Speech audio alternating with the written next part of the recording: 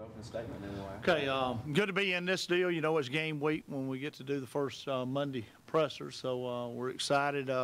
I know these guys are excited. I'm even excited to be out of camp and be ready into a game week situation, get ready to play somebody. And, just had a good camp. It's been a good all season. Very proud of these guys. They get to come to the first one, but all of them's got different stories. But, I know that it's good to see the success they've had, the students they are, how they represent our program off the field, the stories that they've came through to get to be sitting here where they're at. And just meant a lot to our program. And like I said, just the men they are, I appreciate. So, and they'll have some good things to say too, and kind of pick their brain a little bit. But, going into this week, what a great way to start the season. This kickoff game last year was, nobody knew what to expect, I think, kind of going into the game. But once you got in there, it's kind of like a bowl game. They treat you really well when you're down there. Nationally televised game, so you can't, what it does for our university, our community, everything, you can't put a price tag on that. I mean, I think Johnny Williams, that group, just does a great job, with that game. So it's a great venue to play in. Great facility, and we're just looking forward to that. We got a really good opponent to play. I think it's a good FCS non-conference game that we've had during the regular season. They're a playoff caliber team, and I'd say they're a quarterfinal. It's going to be like a quarterfinal, semifinal type matchup. They're really, really solid in what they do. They don't take a lot of chances anywhere. They're fundamentally sound in everything that they do, all three phases. They, block and tackle well. It's the reason why they've only lost one game in 2 years, and they beat two FBS teams the last 2 years in Bowling Green and Charlotte. So quality opponent, and no better way to start the season than that. And that's kind of the way we like to start it. You kind of see right where your football team is, right where you are as a player, right where you are as a team when you start with a quality opponent like we're playing. So we're looking forward to it. So let's open it up for questions this time. Coach, Johnny, players, I haven't lost a regular season game to an FCS opponent in 4 years. We don't like to talk about streaks, but how proud are you about it?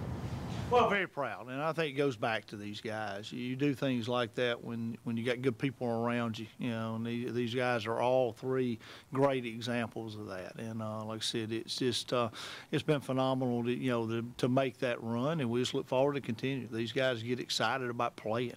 They're fun to fun to go to practice with. They like working out. I can't say they like all the summer running, but we work at it. And it's a brotherhood. They love doing what we do. And I don't think it's a time where we really dread what we have to do. They kind of enjoy the journey, and every game's important. And this one, we're not worried about the last one, and we're not worried about the next one. We're worried about this opponent coming up, and starting to look at these guys, and worry about more about how we play. It's always kind of been our philosophy is we worry about how we play and playing Gamecock football, and we've done a really good job of that. But it is, just great to be in that situation, and all those games have laid the foundation to kind of where we are now. So we're just excited to get started playing this year.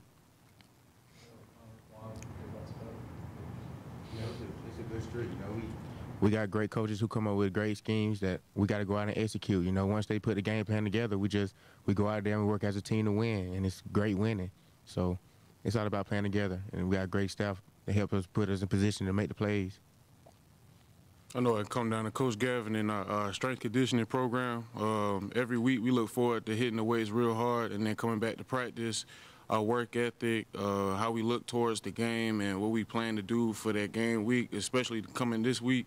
We definitely really plan to work hard, and I think just having us all together and then ready to play another team other than the guy in white and red, pretty much. I think we really look forward to playing another opponent.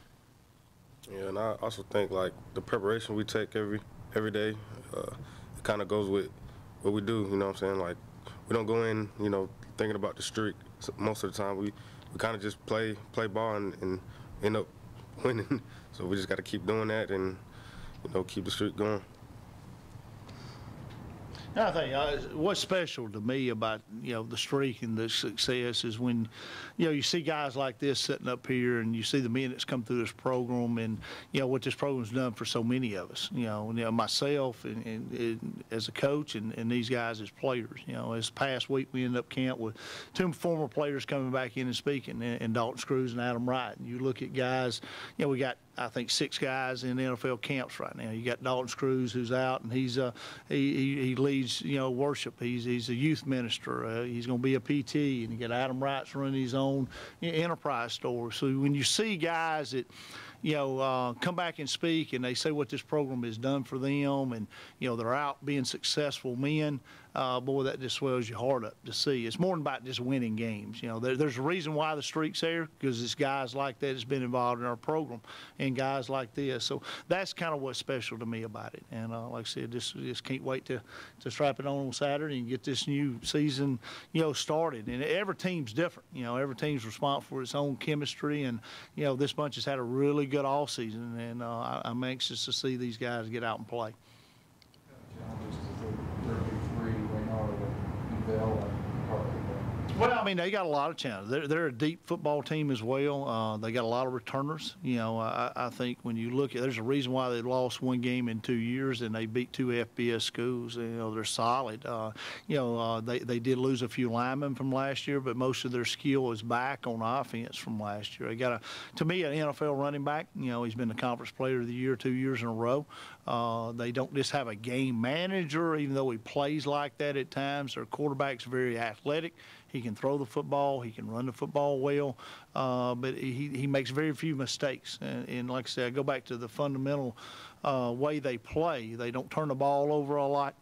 It's hard to get them to turn the ball over. They take care of the football. They create turnovers defensively, and they're very solid defensively. They don't give up a lot of explosive plays. So they got a lot of guys on that side of the ball that, get themselves to the football, and they make plays when they get there. So like I said, it's we got a challenge in front of us. They're a very solid football team.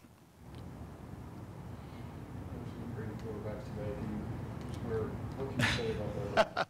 Well, I can say that room's got some competition in it for sure. You lose a 10-win starter in Brian Horn, you definitely gonna miss that leadership. I called him. He was kind of cool hand Luke. Our guys kind of looked to him. He was a leader. Didn't have to say a lot because he led by example. And you lose all the seniors that you lose their leadership, more than you do even the players that they are. So those guys got big shoes to step into, but they've done a good job. I think Coop and Z both have done a really nice job of growing their leadership, and both of them are very much playmakers. Both of them throw the football. They're very accurate.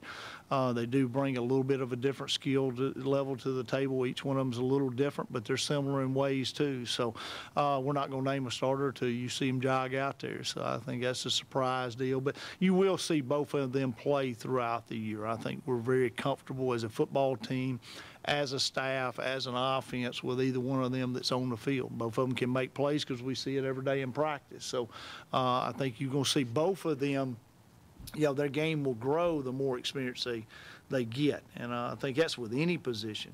Quan can tell you, just even like the linebacker position, we're probably as deep at linebacker as we have been, and we got some young guys that are really talented, but they haven't played the game yet. So you cannot, I always say as a coach, you cannot replace game experience. So that's like that quarterback position. You're going to see that position get better as the year goes. The more both of them play and the more reps they get under their belt in game reps and games, they're going to get seasoned and they'll get better as the year goes. Kind of like this is an old hat, Tramel's old hat in the running back room. He's got a lot of young bucks there behind him, and he can tell you they're talented. But they're inexperienced. So you're going to see those guys get better as the year goes on, and he's had to lead that room, throughout the all season, and kind of, be the wise old owl in the room and kind of help those guys. And he's done a nice job of doing that. But he's going, he's the only one we got that's got kind of live bullets, underneath him and got games underneath him, and that's kind of helped that room. But that bunch is going to get really better as the year goes on too. So that position is just like all those other positions. They'll get better as we go, and it's going to be a fun process to kind of watch those two play and get better.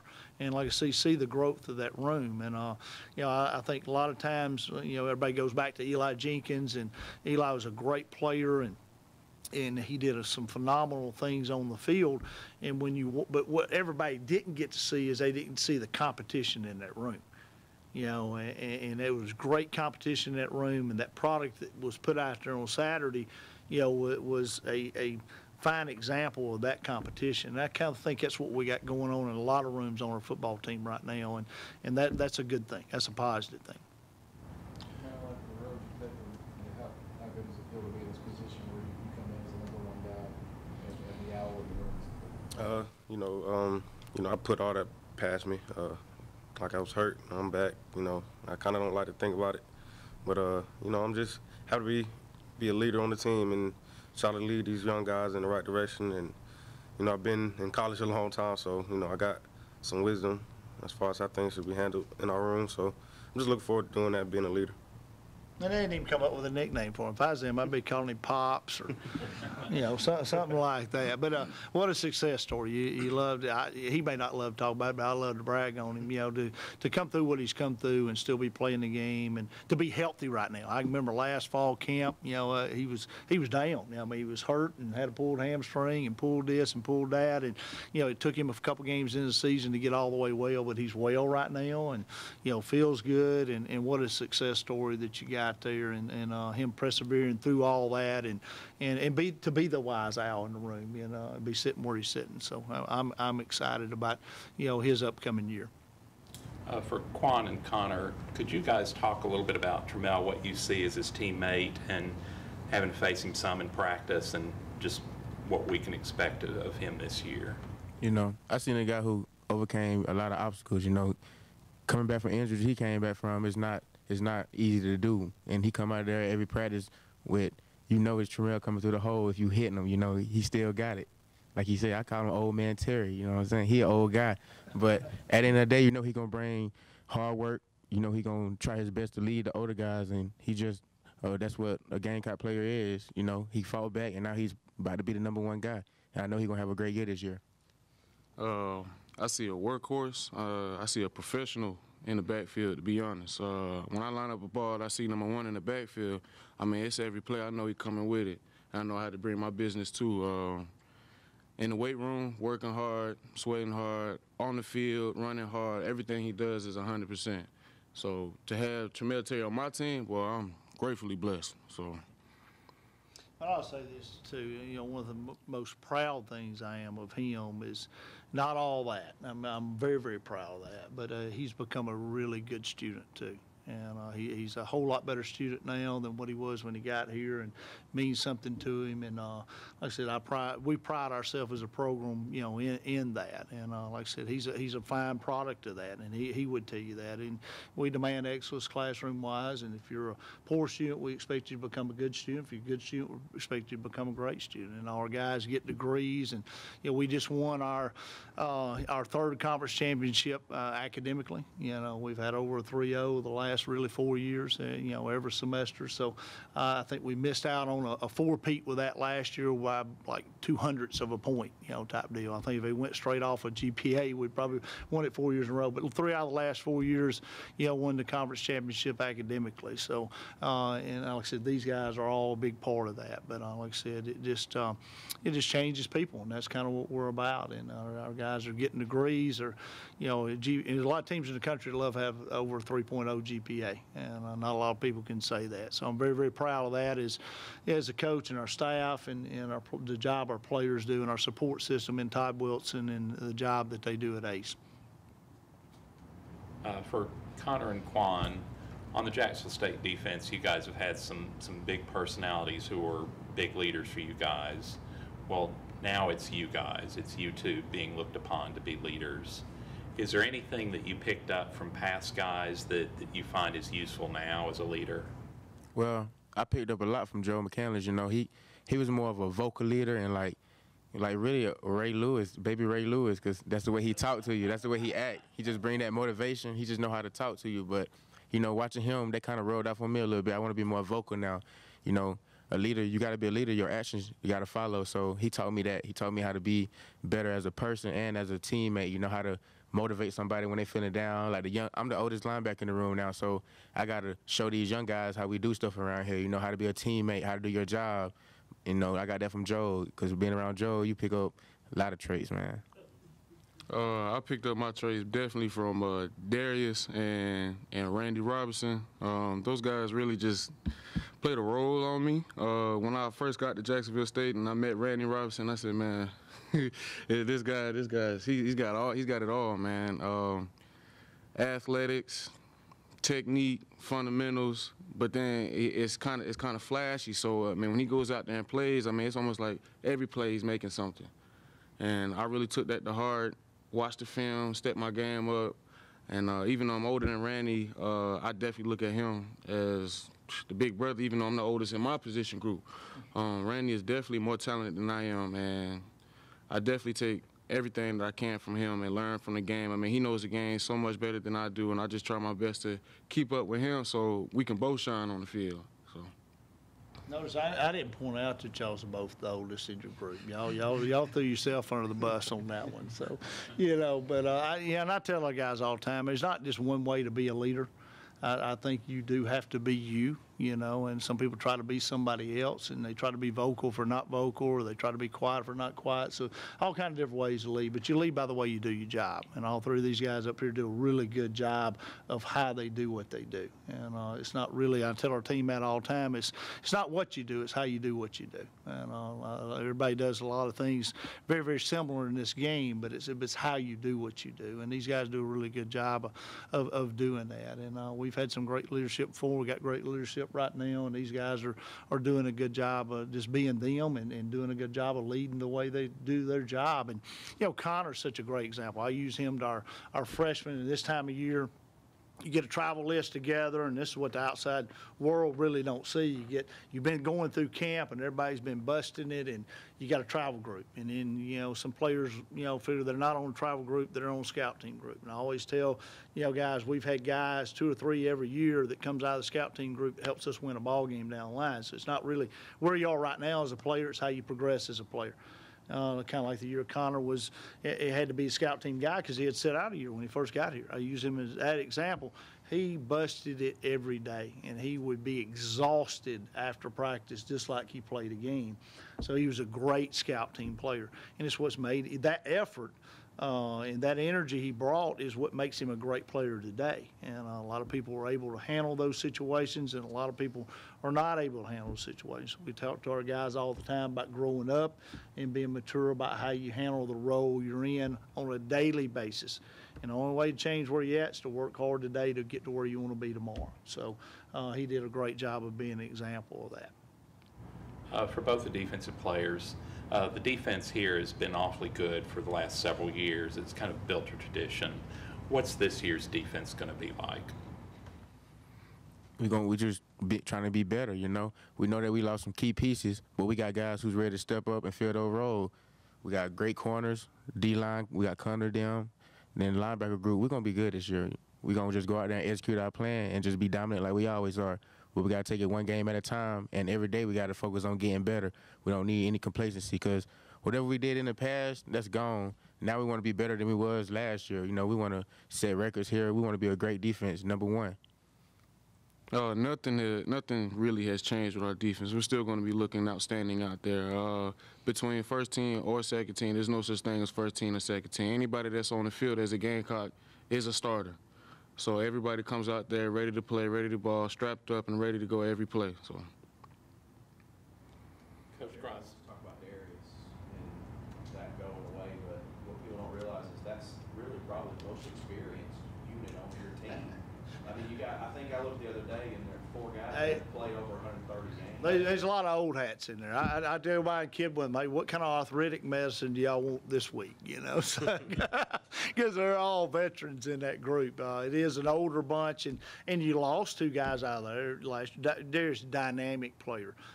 Campbell, you know, quietly one of our better defensive players for the last 2 years. You know, Campbell had a great career here, made a lot of plays, and so you definitely miss both of those guys, but you do have a ton of experience back in that room. And like I said, those guys, you know, bring energy every day. It's probably, one of, if not the most unselfish group that I've ever coached is the position. You know, they just they don't care who's on the field. They just want to get the job done. And you got guys like, you know, E.J. Moss and Monty and Joe Robb, and those guys have just been around here a long, long time and played a ton of snaps. And, you know, JT, those guys are going to have great years. And you add some new guys in like Denzel Ware and some, you know, young freshmen that are really, really talented. It's going to get to play some snaps as well. So, you know, it's a veteran group. And like I said, they bring a lot to the table in that depth. And like I said, you can't, and I say it this way all the time, you cannot replace a guy like Darius Jackson. You can't replace a guy like Rock Thomas, Eli Jenkins. So I think that group and that unit has to replace him as a whole. And that bunch is doing a really nice job of doing that right now.